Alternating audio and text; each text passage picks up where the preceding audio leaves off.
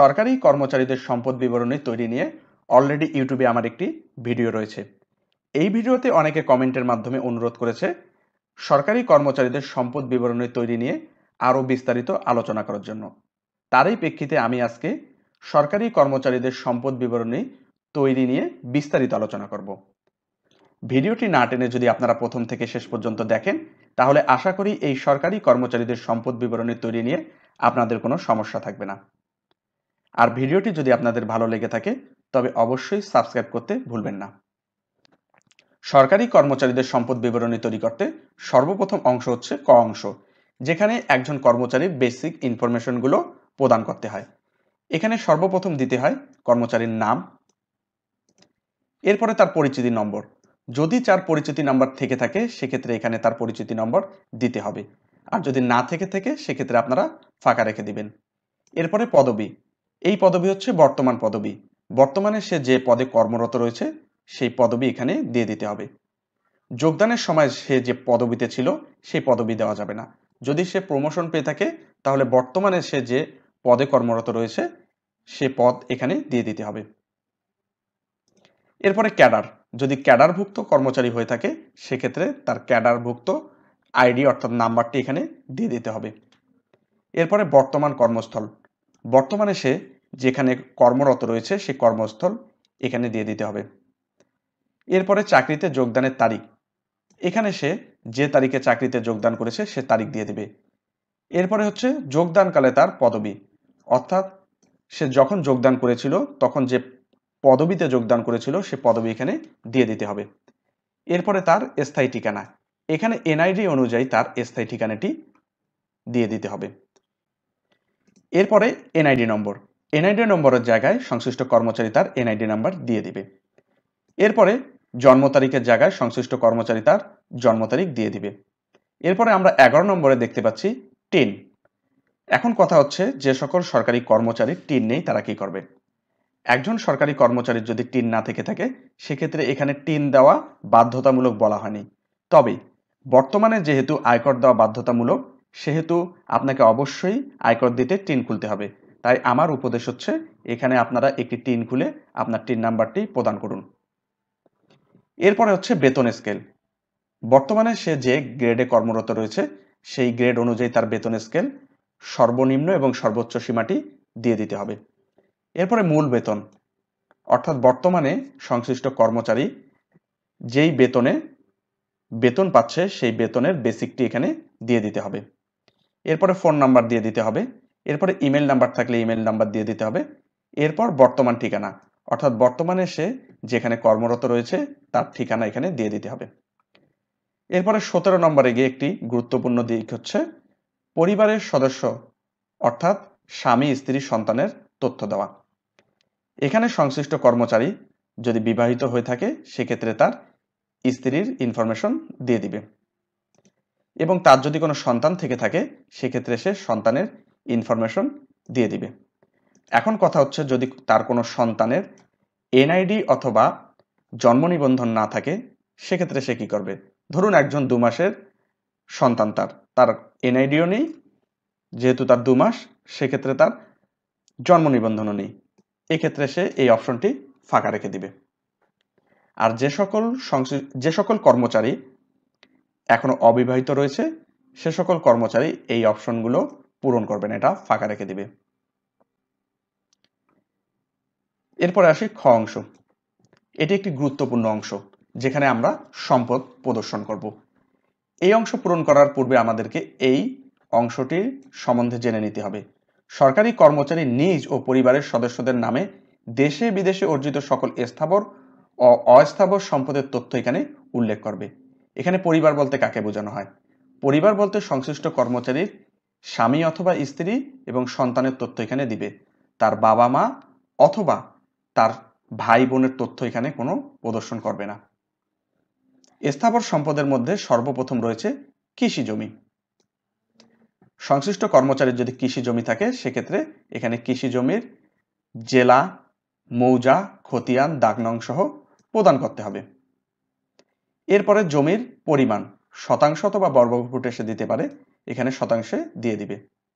এরপরে অর্জনের ধরন, যদি সে পারিবারিকভাবে অর্থাৎ তার পিতা থেকে প্রাপ্ত হয়ে থাকে তাহলে এখানে উত্তরাধিকার লিখে দিবে। এরপরে যার নামে অর্জিত, এখানে যদি তার নিজ নামে অর্জিত হয় তাহলে নিজ লিখে দিবে। আর যদি এই জমিটির মালিক 2-3 জন থাকে, ধরুন এই 50 শতক জমির মালিক 3 জন রয়েছে, এক্ষেত্রে তাকে ব্যবহার করতে হবে যৌথ মালিকানা। অর্থাৎ নিজ নামে জমির ক্ষেত্রে নিজ লিখতে হবে, আর একটি জমিতে যদি 2-3 জন মালিক থেকে থাকে সেক্ষেত্রে এখানে যার নামে অর্জিত এখানে লিখে দিতে হবে যৌথ মালিকানা। যেহেতু এখানে 2-3 জন মালিক রয়েছে সেহেতু যৌথ মালিকানা লিখতে হবে। এরপর অর্জনের তারিখ, যে তারিখে জমিটা অর্জিত হয়েছে সে তারিখ এখানে দিয়ে দিতে হবে। একইভাবে অকৃষি যদি জমি থাকে একইভাবে এখানে প্রদর্শন করতে হবে। এরপরে যদি তার কোনো ইমারত থেকে থাকে সেক্ষেত্রে জেলা, মৌজা, খতিয়ান, দাগ নম্বর সহ প্রদর্শন করতে হবে এবং তার শতাংশে দিয়ে দিতে হবে। আপনারা চাইলে বর্গ ফুটেও দিতে পারেন। অর্জনের ধরন, যদি সে উত্তরাধিকার সূত্রে পেয়ে থাকে তাহলে উত্তরাধিকার দিবে, যদি ক্রয় করে থাকে ক্রয় করে দিবে, যদি হেবার মাধ্যমে পেয়ে থাকে তাহলে দান দিয়ে দিবে। যদি সে যৌথভাবে কোনো সম্পত্তি ক্রয় করে থাকে অর্থাৎ সে তার কোনো ভাই অথবা কারোর সাথে যদি যৌথভাবে ক্রয় করে থাকে সেক্ষেত্রে যৌথ মালিকানা দিয়ে দিবে। এক্ষেত্রে যার নামে অর্জিত এখানে যৌথ মালিকানাই দিয়ে দিতে হবে। যদি সে যৌথভাবে ক্রয় করে থাকে সেক্ষেত্রে অর্জনের ধরন দিবে যৌথ মালিকানা এবং যার নামে অর্জিত এখানেও দিয়ে দিবে যৌথ মালিকানা। এরপরে যেই তারিখে সে জমিটি ক্রয় করেছে সেই তারিখ এখানে দিয়ে দিতে হবে। একইভাবে 3 নম্বরে বসত বাড়ি, যদি তার বসত বাড়ি থেকে থাকে এখানে যাবতীয় তথ্য দিয়ে দিতে হবে। এরপরে ফ্ল্যাট, যদি তার নামে কোনো ফ্ল্যাট থেকে থাকে সেক্ষেত্রে এখানে সে তথ্যগুলো দিয়ে দিবে, অথবা যদি যৌথ মালিকানাও তার কোনো ফ্ল্যাট থেকে থাকে সেক্ষেত্রে সে এখানে যাবতীয় তথ্য দিয়ে দিবে, অথবা তার স্ত্রীর নামে যদি কোনো ফ্ল্যাট থেকে থাকে সেক্ষেত্রে এখানে সে সকল তথ্য দিয়ে দিবে, আর যদি না থেকে থাকে ফাঁকা রেখে দিবে। ফ্ল্যাট আর ইমারত আলাদা, কিন্তু ইমারত বলতে বিল্ডিং বোঝানো হয়, ফ্ল্যাট বলতে একটি ফ্ল্যাটের মালিক অনেকজন হতে পারে। অর্থাৎ একটি 5তলা ফ্ল্যাটে যদি একটি 5তলা বিল্ডিং এ যদি 10টি ফ্ল্যাট থেকে থাকে সেক্ষেত্রে এই ফ্ল্যাটের 10 জন মালিক হতে পারে। এরপরে খামার বাড়ি, যদি তার কোনো খামার বাড়ি থেকে থাকে সেক্ষেত্রে এখানে সে সম্পূর্ণ তথ্য দিয়ে দিবে। এরপরে ব্যবসা প্রতিষ্ঠান, তার নামে যদি কোনো ব্যবসা প্রতিষ্ঠান থেকে থাকে অথবা তার স্ত্রীর নামে যদি কোনো ব্যবসা প্রতিষ্ঠান থেকে থাকে এখানে যাবতীয় তথ্য দিয়ে দিতে হবে। এরপরে অন্যান্যতে গিয়ে যদি তার অন্যান্য কোনো সম্পদ থেকে থাকে সেক্ষেত্রে এই সম্পদের নাম উল্লেখ করে যাবতীয় তথ্য দিয়ে দিতে হবে। এই অন্যান্য সম্পত্তির তার নিজ নামেও হতে পারে, তার স্ত্রীর নামেও হতে পারে, অথবা তার সন্তানের নামেও হতে পারে। এরপরে আসি আরেকটি গুরুত্বপূর্ণ অংশ, যেটা হচ্ছে অস্থাবর সম্পদ। এই অস্থাবর সম্পদের মধ্যে একটি গুরুত্বপূর্ণ সম্পদের বিবরণ হচ্ছে অলংকারাদি। এই অলংকার যদি স্ত্রীর নিজ নামে হয়ে থাকে, যার নামে এই অলংকারটি তার নাম দিয়ে দিতে হবে, অর্থাৎ স্ত্রী দিয়ে দিতে হবে। সম্পদের পরিমাণ, যত ভরি তার সম্পদ রয়েছে এই অলংকারাদি তা দিয়ে দিতে হবে। যদি সে উপহার পেয়ে থাকে অর্থাৎ বিয়ের সময় অথবা অন্যান্য যে কোনো সময় সেক্ষেত্রে সেখানে উপহার দিয়ে দিবে, আর যদি ক্রয় করে থাকে সেক্ষেত্রে সে এখানে লিখে দিবে ক্রয়। অর্জনের মূল্য, উপহারের অর্জনের মূল্য আসলে অজানা হয়ে থাকে, আপনারা যদি এর মূল্য দিতে চান মূল্য দিতে পারেন, আর যদি না জানা থাকে তাহলে এখানে অজানা লিখে দিতে পারেন। এরপর হলো অর্থের উৎস, এখানে অর্থের উৎস যেহেতু উপহার এটা প্রযোজ্য নয়। এরপরে একইভাবে সংশ্লিষ্ট কর্মচারী অথবা তার স্ত্রীর যদি stock, share, security, debenture, bond থাকে সেক্ষেত্রে এই অংশটি পূরণ করতে হবে, আর যদি না থেকে থাকে সেক্ষেত্রে এটি ফাঁকা রেখে দিতে হবে। এরপরে সংশ্লিষ্ট কর্মচারীর নামে অথবা তার স্ত্রীর নামে যদি সঞ্চয়পত্র, প্রাইজ বন্ড অথবা সঞ্চয় স্কিম থেকে থাকে এখানে অবশ্যই তা দেখাতে হবে। যেহেতু সংশ্লিষ্ট কর্মচারী স্ত্রীর নামে 2 লক্ষ টাকার সঞ্চয়পত্র রয়েছে সেক্ষেত্রে এখানে এই 2 লক্ষ টাকা সম্পদের পরিমাণে দেখে দিতে হবে, অর্জনের ধরন দিয়ে দিতে হবে ক্রয়, অর্জন মূল্য দিয়ে দিতে হবে 2 লক্ষ টাকা। এরপরে অর্থের উৎস, এটি যদি চাকরি থেকে প্রাপ্ত অর্থের মাধ্যমে ক্রয় করা হয়ে থাকে সেক্ষেত্রে আপনারা লিখবেন চাকরি হতে আয়। যদি চাকরি থেকে আয় না করে সে যদি পূর্বে সঞ্চিত অর্থ অথবা পিতামাতার থেকে কোনো প্রাপ্ত অর্থের মাধ্যমে ক্রয় করে থাকে, সেক্ষেত্রে আপনারা দিতে পারেন পূর্বে সঞ্চিত অর্থ দ্বারা ক্রয়। এরপরে সংশ্লিষ্ট কর্মচারী অথবা তার পরিবারের নামে যদি কোনো বীমা থেকে থাকে, এক্ষেত্রে এই অংশে দিয়ে দিতে হবে। এরপরে হচ্ছে নগদ অথবা ব্যাংকে গচ্ছিত অর্থ। সংশ্লিষ্ট কর্মচারী অথবা তার পরিবারের নামে যদি নগদ অথবা ব্যাংকে গচ্ছিত অর্থ থাকে, সেক্ষেত্রে তার তথ্য এখানে দিয়ে দিতে হবে। আমরা যার হিসাব বিবরণী তৈরি করছি তার নিজ নামে যেহেতু অর্থ রয়েছে, এখানে নিজ দিয়ে দিব, অর্থের পরিমাণ দিয়ে দিব, যেভাবে তার অর্জন হয়েছে অর্জনের ধরন দিয়ে দিব, টাকার পরিমাণ দিয়ে দিব এবং যাবতীয় তথ্য সঠিকভাবে দিয়ে দিব। এরপরে সংশ্লিষ্ট কর্মচারী অথবা তার পরিবারের নামে যদি কোনো এফডিআর অথবা ডিপিএস থেকে থাকে, সেক্ষেত্রে এখানে যাবতীয় তথ্য দিয়ে দিতে হবে। এরপরে হচ্ছে জিপিএফ।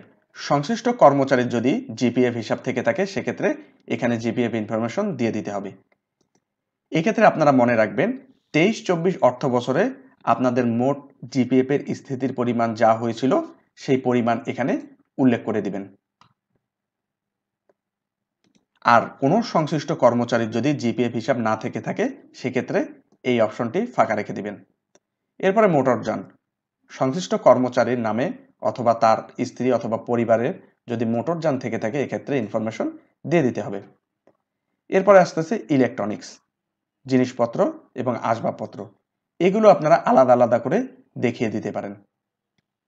যেমন টিভি, যার মূল্য 17,500 টাকা, এটি উপহার হিসাবে পেয়েছিল। এরপরে ফ্রিজ উপহার হিসাবে পেয়েছিল, যার মূল্য 25,500 টাকা।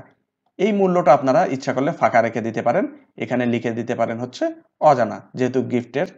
আবার আপনারা এটা মূল্য দিয়েও দিতে পারেন। এরপরে সোফা, সে নিজ নামে নিজের অর্থ দিয়ে ক্রয় করেছিল, এই জন্য এখানে নিজ দিয়ে দেওয়া হয়েছে। এরপরে মোবাইল, সে নিজে ক্রয় করেছিল, এই জন্য নিজ দিয়ে দেওয়া হয়েছে। অর্থাৎ আপনারা যেটা নিজ টাকায় ক্রয় করবেন সেখানে নিজ দিবেন, আর যেগুলো উপহারের মাধ্যমে পেয়ে থাকবেন সেগুলো উপহার লিখে দিবেন। এর মূল্য যদি আপনারা জেনে থাকেন মূল্য দিয়ে দিবেন, আর যদি মূল্য না জানা থাকে সেক্ষেত্রে আপনার মূল্য লিখে দেবেন অজানা।